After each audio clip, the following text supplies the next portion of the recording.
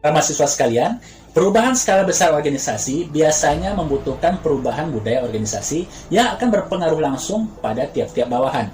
Dengan mengubah budaya organisasi, manajemen puncak secara tidak langsung dapat mempengaruhi motivasi dan perilaku para anggota organisasi. Skene mendefinisikan budaya grup atau organisasi sebagai asumsi dan keyakinan bersama tentang dunia dan tempat mereka di dalamnya, sifat waktu dan ruang, sifat manusia dan hubungan manusia. Fungsi utama budaya di sini adalah membantu kita memahami lingkungan dan menentukan bagaimana meresponnya, sehingga mengurangi kecemasan, ketidakpastian, dan kebingungan. Permasalahan internal dan eksternal adalah sangat saling terkait dan organisasi harus menghadapi keduanya secara bersamaan. Ketika solusi dikembangkan melalui pengalaman, solusi itu menjadi asumsi bersama yang diturunkan kepada anggota baru. Seiring waktu, asumsi itu dapat menjadi begitu terkenal sehingga para anggota tidak lagi secara sadar memahaminya.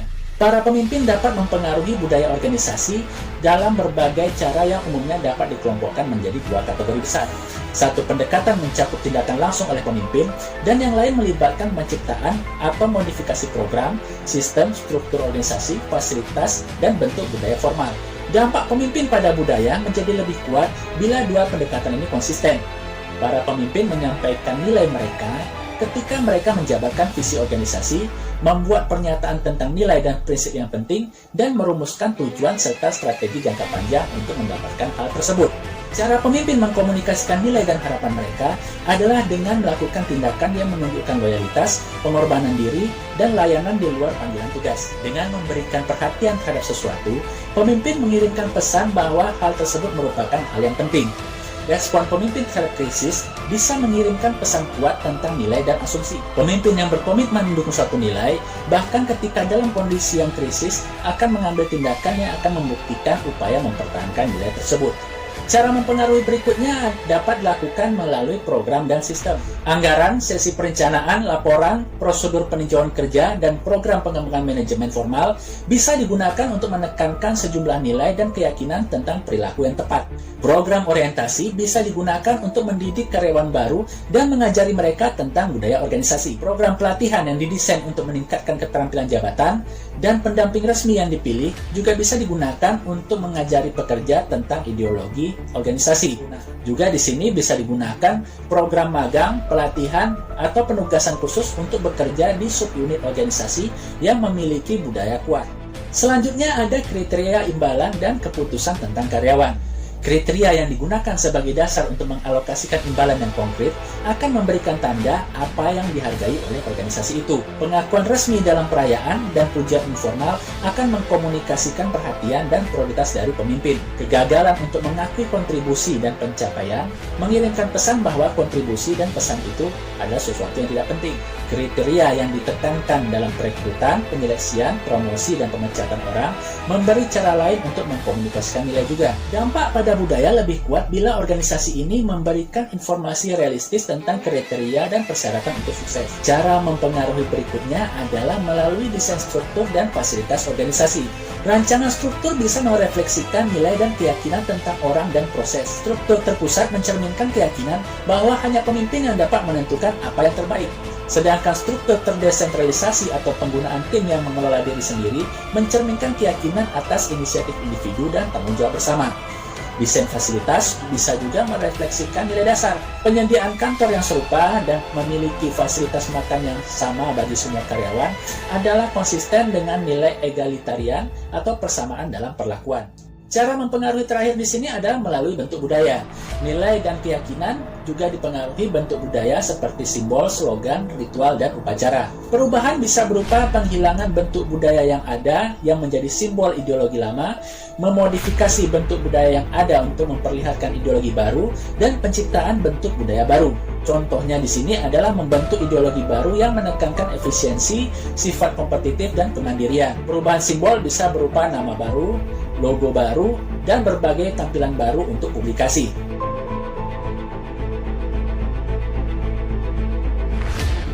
Sebelum orang akan mendukung perubahan yang radikal, mereka harus memiliki visi mengenai masa depan lebih baik yang cukup menarik untuk diyakini, sepadan dengan pengorbanan dan kerja keras yang akan dibutuhkan oleh perubahan ini. Visi yang jelas akan membantu, memandu, dan mengkoordinasikan keputusan dan tindakan banyak orang yang bekerja dalam organisasi. Visi haruslah sederhana dan idealistis, gambaran akan masa depan yang diinginkan. Visi tersebut haruslah mendukung nilai, harapan, dan idealisme para anggota organisasi dan para pemangku kepentingan lain yang dukungannya dibutuhkan.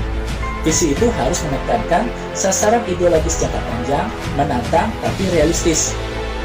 Dan visi itu harus cukup fokus untuk memandu keputusan dan tindakan, tapi cukup umum untuk memperbolehkan inisiatif dan kreativitas strategi untuk mencapainya. Amatlah sulit untuk mengembangkan visi yang mendorong komitmen banyak pemangku kepentingan yang berbeda pada perubahan besar yang memerlukan dukungan mereka. Untuk mengembangkan visi yang menarik, penting untuk memiliki pemahaman yang baik atas organisasi itu, budayanya, dan kebutuhan dasar serta nilai karyawan dan pemangku kepentingan lainnya. Dalam kebanyakan kasus, visi yang berhasil merefleksikan kontribusi dari banyak orang yang berbeda dalam organisasi itu. Untuk membantu para pemimpin mengembangkan visi, di sini terdapat pedoman tentatif yang bisa membantu para pemimpin. Hal pertama adalah libatkan para pemangku kepentingan utama. Bahkan ketika ide awal untuk visi itu dimulai dari si pemimpin, lebih diinginkan untuk dapat melibatkan para pemangku kepentingan penting untuk menyempurnakan ide ini. Maka di sini sangat penting memahami nilai, harapan, dan aspirasi banyak orang dalam organisasi itu. Kemudian identifikasikan nilai dan prinsip bersama.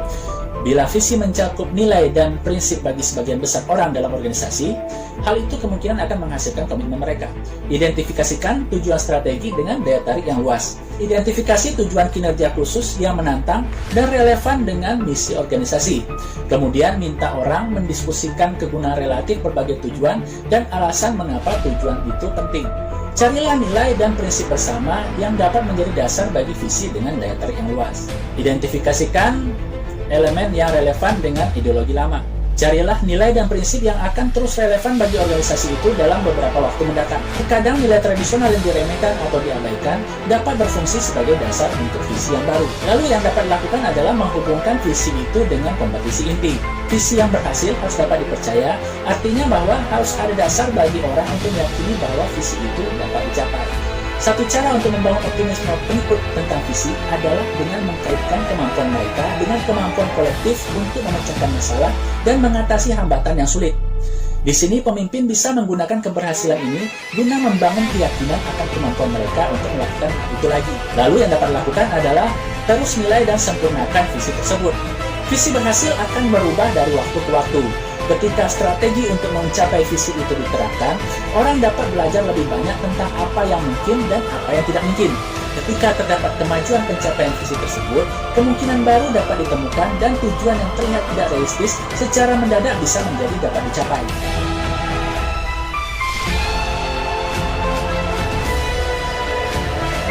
Pada tahapan penerapan perubahan, di sini terdapat panduan untuk para pemimpin dalam memimpin perubahan.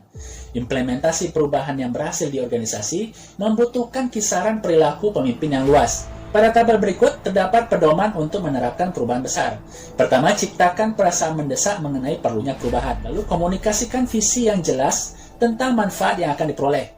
Yang penting di sini kemudian adalah pemimpin harus bisa mengenali orang yang mendukung dan bisa memprediksi segala penolakan yang mungkin ada. Bangun koalisi yang luas untuk mendukung perubahan itu. Isi posisi penting dengan para agen perubahan yang kompeten, gunakan gugus tugas untuk memandu implementasi perubahan, dan berdayakan orang yang kompeten untuk membantu perencanaan dan menerapkan perubahan. Lalu buat perubahan dramatis dan simbolis yang mempengaruhi pekerjaan itu. Persiapkan orang untuk berubah dengan menjelaskan bagaimana hal itu akan mempengaruhi mereka. Bantu orang menghadapi tekanan dan kesulitan perubahan besar. Berikan kesempatan untuk keberhasilan awal guna membangun rasa percaya diri. Awasi kemajuan perubahan itu dan buat segala penyesuaian yang diperlukan. Tetap berikan informasi mengenai kemajuan perubahan kepada orang. Terakhir, seorang pemimpin harus bisa memperlihatkan optimisme dan komitmen berkelanjutan terhadap perubahan.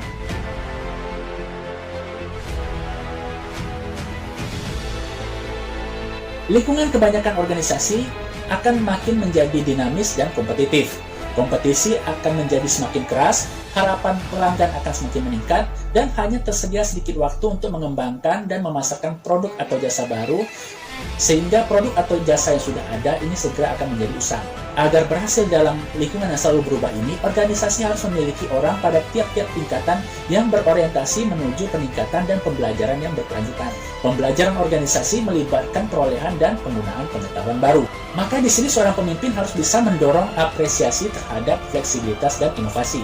Untuk mengembangkan apresiasi terhadap fleksibilitas dan adaptasi, doronglah orang untuk memandang semua praktek ini sebagai hal sementara waktu.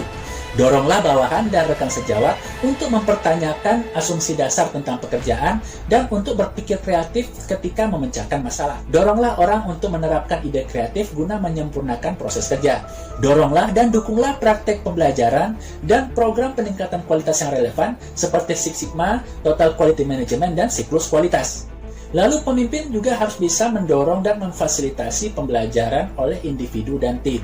Pemimpin seharusnya membuat bawahan terus mendapat informasi tentang peluang pembelajaran yang relevan dan membuat mereka mudah mengejar peluang tersebut, misalnya dengan menyediakan waktu dan memberikan bantuan pendidikan. Pemimpin juga bisa mendorong dan memfasilitasi pembelajaran kolektif oleh tim. Akhirnya, pemimpin bisa memberi imbalan yang nyata untuk mendorong individu mendapatkan pengetahuan baru dan menerapkan hal itu untuk meningkatkan kinerja jabatan mereka. Pemimpin seharusnya membantu orang untuk memahami dan menyempurnakan model mental mereka tentang cara kerja segala sesuatu di organisasi dan alasan bagi keberhasilan atau kegagalannya. Dengan membantu untuk memahami sistem yang kompleks, pemimpin bisa meningkatkan kemampuan mereka belajar dan memecahkan masalah.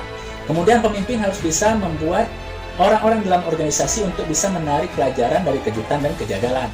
Di sini amat berguna untuk menyebutkan terlebih dahulu apa hasil yang diharapkan dari aktivitas atau perubahan dan asumsi yang menjadi dasar prediksi tersebut.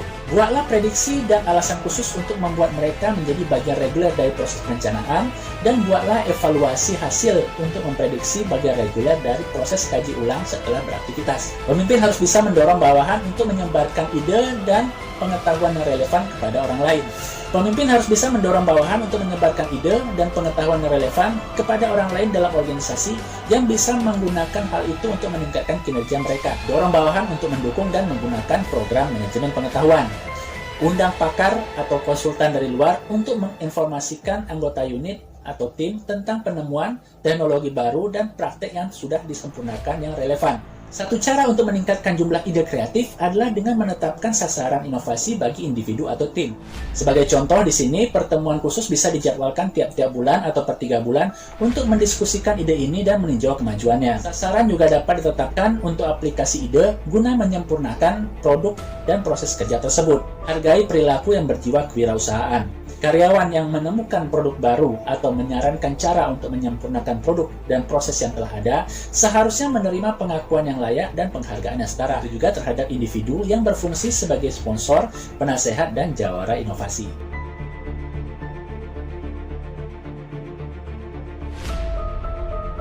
Para mahasiswa sekalian, sebagai rangkuman ada beberapa hal yang dapat kita catat di sini. Salah satu tanggung jawab kepemimpinan yang paling penting dan paling sulit adalah memandu dan memfasilitasi proses pembuatan perubahan besar dalam organisasi. Orang cenderung menolak perubahan besar karena banyak alasan yang mencakup rasa tidak percaya, merasa ragu bahwa perubahan memang diperlukan, merasa ragu bahwa perubahan ini bisa diterapkan, meragukan bahwa manfaat perubahan sebanding dengan pengorbanan yang dilakukan, mengkhawatirkan kerugian ekonomis, mengkhawatirkan kehilangan status dan kekuasaan, merasa takut dengan kegagalan pribadi, menganggap bahwa perubahan tidak konsisten dengan nilai, dan merasa kesal dengan campur tangan dari atas.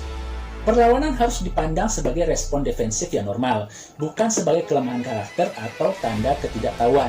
Proses perubahan dapat dijelaskan sebagai proses yang memiliki beberapa tahapan berbeda, seperti mencairkan, mengubah, dan membekukan kembali. Bergerak terlalu cepat melalui tahapan tersebut dapat membahayakan keberhasilan upaya perubahan. Orang biasanya melalui serangkaian tahapan emosi ketika mereka menyesuaikan diri dengan perlunya perubahan drastis dalam kehidupan mereka. Bentuk pengaruh kepemimpinan tidak langsung terhadap budaya dicapai dengan menciptakan atau memodifikasi sistem manajemen program, struktur, dan bentuk budaya. Dua pendekatan itu harus digunakan secara bersama dengan cara yang sama-sama konsisten. Sebelum orang akan mendukung perubahan radikal, mereka harus memiliki visi mengenai masa depan yang lebih baik, yang cukup menarik untuk membenarkan pengorbanan dan kerja keras yang akan dibutuhkan oleh perubahan itu. Agar memberikan inspirasi, visi itu harus memiliki sisi ideologi yang kuat yang menarik bagi para anggota organisasi untuk berbagi nilai dan idealisme mengenai pelanggan, karyawan, dan misi organisasi. Juga berguna bagi para pemimpin untuk menyadari bahwa perubahan sikap dan peran pada waktu yang sama adalah lebih efektif dibandingkan dengan mengubah salah satunya saja. Budaya organisasi melibatkan asumsi, keyakinan, dan nilai yang dimiliki bersama oleh anggota grup atau organisasi. Jauh lebih mudah untuk menanamkan budaya ke dalam organisasi dibandingkan dengan mengubah budaya organisasi yang sudah matang. Budaya dapat dipengaruhi oleh beberapa aspek perilaku pemimpin yang mencakup contoh yang diterapkan oleh pemimpin, apa yang dihadiri oleh pemimpin, dan bagaimana pemimpin bereaksi terhadap krisis. Pemimpin dapat melakukan banyak hal untuk memfasilitasi implementasi perubahan yang berhasil. Tindakan yang berorientasi manusia meliputi penciptaan perasaan mendesak, menyiapkan orang untuk berubah, membantu mereka menghadapi perubahan, memberi peluang untuk keberhasilan awal, terus membuat orang mendapat informasi, memperlihatkan komitmen berkelanjutan terhadap program perubahan, dan memberdayakan orang untuk menerapkan perubahan. Ketika pengetahuan tenaga kerja menjadi lebih penting sebagai sumber keunggulan bersaing, kapasitas untuk belajar makin menjadi semakin penting bagi organisasi. Pengetahuan baru dan ide inovatif bisa ditemukan lewat refleksi, penelitian, dan aktivitas pembelajaran sistematis, atau didapat secara eksternal dengan melakukan peniruan, mempekerjakan tenaga ahli, atau berpartisipasi ke dalam joint venture. Penemuan pengetahuan baru tidak terlalu berguna bagi perusahaan bila hal itu tidak disebarkan ke orang yang membutuhkan itu dan menggunakannya untuk menyempurnakan produk, layanan, dan proses. Pemimpin individu bisa melakukan banyak hal untuk mendorong dan memfasilitasi pembelajaran serta inovasi dalam organisasi. Para mahasiswa sekalian, itulah tadi pembahasan kita dalam bab memimpin perubahan dalam organisasi. Sampai jumpa di video yang lain. Wassalam.